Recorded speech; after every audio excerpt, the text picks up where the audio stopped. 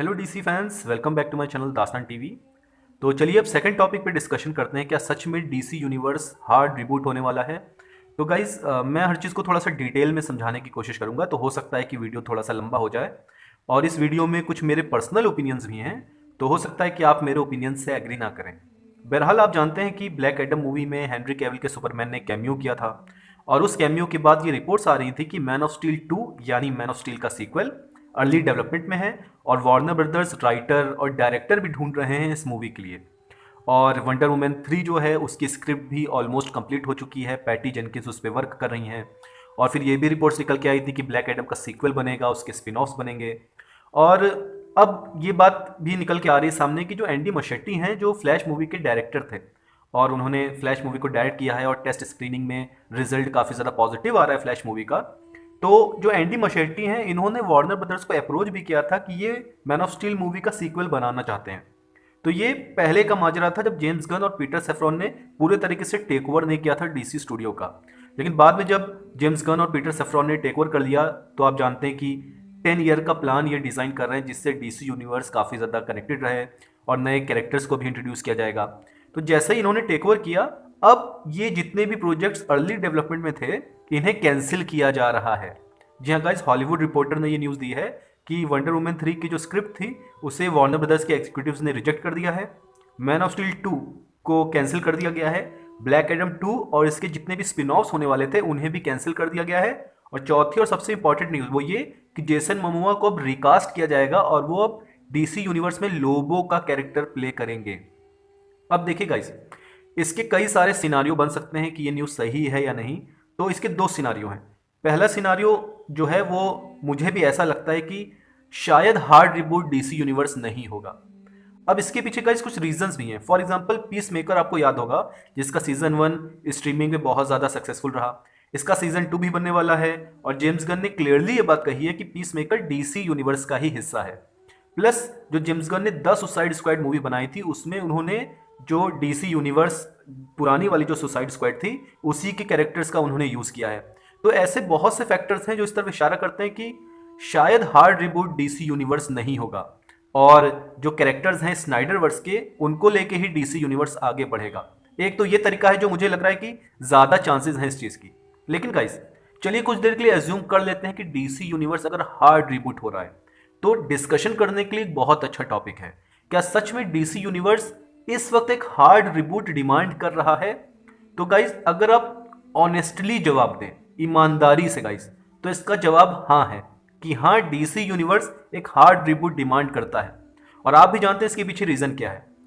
सबसे पहला सवाल जो जनरल ऑडियंस पूछती है कि भैया जस्टिस लीग जो 2017 में रिलीज हुई थी वो कैनन है कि स्नाइडर कट कैनन है, 2016 की सुसाइड स्क्वाड कैनन है कि एयर कट जो रिलीज नहीं हुई वो कैनन है, या द सुसाइड स्क्वाड जो है ये कैनन है।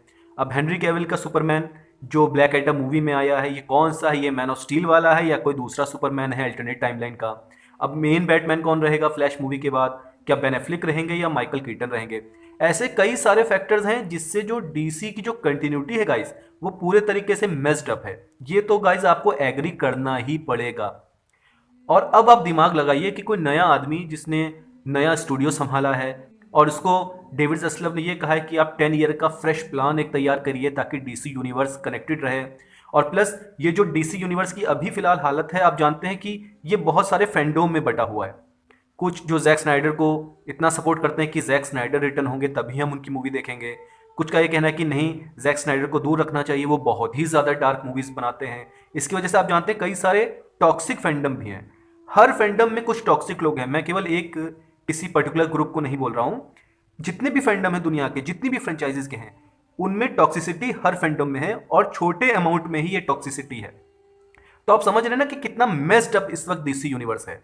तो जेम्स गन जिन्होंने नया स्टूडियो संभाला है, तो क्या ये इसी कंटिन्यूटी को लेके आगे बढ़ना चाहेंगे। वैसे जेम्स गन बहुत ही टैलेंटेड फिल्म मेकर हैं, वो कोई ना कोई रास्ता निकाल लेंगे, एक अच्छी टाइमलाइन को वो बना सकते हैं अब भी। लेकिन फिर भी अगर आप थोड़ा सा कॉमन सेंस लगाएं या ऑनेस्टली बोलें, ईमानदारी से बोलें, तो हाँ, जेम्स गन को हार्ड रिबूट कर देना चाहिए और बिल्कुल फ्रेश तरीके से उनको स्टार्ट करना चाहिए। जो पुराना जो बवाल था कि ये कैनन है कि ये कैनन है, इन सब को दूर किया जा सकता है इस चीज़ से एक हार्ड रिबूट के थ्रू। और अगर ये न्यूज़ सही है कि जेसन मोमोआ लोबो के तौर पर रिटर्न होंगे, तो इसका ये मतलब निकल के आ रहा है कि एक्वामैन 2 जो मूवी है, ये डीसी एक्सटेंडेड यूनिवर्स या डीसी यूनिवर्स, आपकी मर्जी, आप जो भी बोल लीजिए, ये इसका आखिरी पार्ट यानी आखिरी फिल्म होने वाली है। यानी मैन ऑफ स्टील मूवी से जो शुरुआत हुआ था कनेक्टेड यूनिवर्स का, वो शायद एक्वामैन 2 में कंक्लूड हो जाए। और अब जेम्स गन जब 10 ईयर का प्लान प्रेजेंट करेंगे, तो वो फ्रेश प्लान होगा जो एक तरीके से हार्ड रिबूट होगा। तो गाइज ये दोनों सिनारियो बन रहे हैं, लेकिन फिर भी गाइज मैं ऐसा ही कहूंगा कि चांसेस कम है कि हार्ड रिबूट होगा। और वैसे भी जो स्कूपर्स ये जो लीक निकाल रहे हैं, सवाल ये उठता है इनको ये चीज़ पता कैसे चली, जब जेम्स गन ने क्लियरली ये बोल दिया है कि उनके और पीटर सेफ्रॉन के अलावा कोई भी ये बात नहीं जानता कि फ्यूचर में क्या होने वाला है। तो आखिर इन स्कूपर्स को ये न्यूज़ कहाँ से मिल गई। और दूसरी चीज़ कि जेम्स गन जो है वो नेक्स्ट वीक इस प्लान को प्रेजेंट करेंगे डेविड ज़स्लफ को। अब चलिए थोड़ी देर के लिए एज्यूम कर लेते हैं कि जो जेम्स गन का प्लान है ये हार्ड रिबूट का प्लान है, तो डेविड ज़स्लफ को इसे ग्रीन लिट भी करना पड़ेगा। जब डेविड ज़स्लफ उसे ग्रीन लिट करेंगे तभी उस पर काम आगे शुरू होगा। हो सकता है डेविड ज़स्लफ ये कहते हैं कि नहीं, हम हार्ड रिबूट नहीं करना चाहते, जो पुराने कैरेक्टर्स हैं आप उन्हें ही यूज़ करिए। या ऐसा भी हो सकता है कि जेम्स गन ने स्नाइडरवर्स के कैरेक्टर को यूज़ किया और कंटिन्यूटी को मेंटेन किया, लेकिन डेविड ज़स्लफ ने कह दिया कि नहीं, हम पुराना कोई बवाल नहीं चाहते हैं कि ये कैनन है कि वो कैनन है, आप पूरी स्लेट को क्लीन करिए और फ्रॉम द स्क्रैच शुरू करिए। तो हर चीज़ डेविड ज़स्लफ के हाथ में है कि वो क्या चाहते हैं डीसी यूनिवर्स से। वो जैसा इंडिकेशन देंगे जेम्स गन को, जेम्स गन वैसा ही कनेक्टेड यूनिवर्स बना देंगे। लेकिन फिर भी गाइस, अगर आप ऑनेस्टली देखें, ईमानदारी से देखें, तो इन सब बवाल से बचने के लिए कि क्या कैनन है क्या कैनन नहीं है, कोई इसको सपोर्ट कर रहा है तो इसके अगेंस्ट जा रहा है, कोई इस मूवी के खिलाफ नेगेटिविटी फैला रहा है, कोई रॉबर्ट पैटिंसन के अगेंस्ट नेगेटिविटी फैला रहा है, इन सब चीज़ों से बचने का एक ही तरीका है कि हार्ड रिबूट डीसी यूनिवर्स को कर देना चाहिए।